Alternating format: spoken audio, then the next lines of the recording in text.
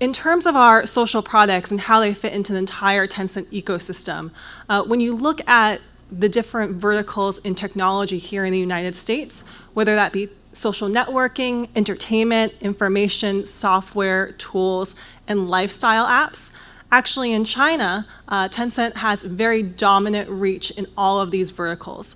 So in social networking, instead of some of the digital platforms we know here today in the US, we have WeChat, which we're going to be talking about a little bit more, QQ, Qzone, etc. We actually have over 90% of the social share within the China landscape in China market itself.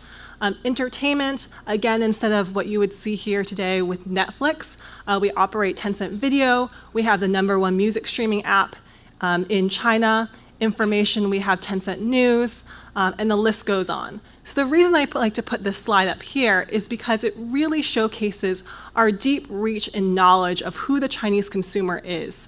And Chinese consumers, not only in China, but Chinese consumers traveling abroad to the United States and locally here in the United States.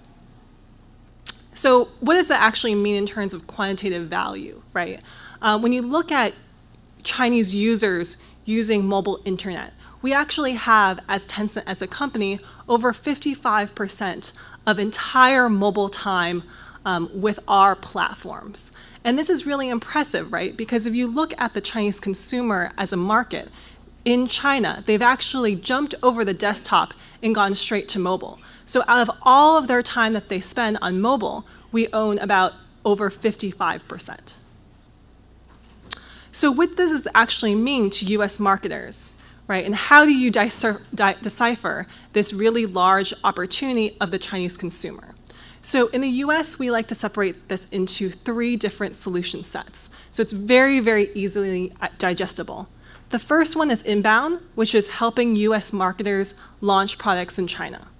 The second one is helping US marketers reach Chinese travelers coming overseas to the United States.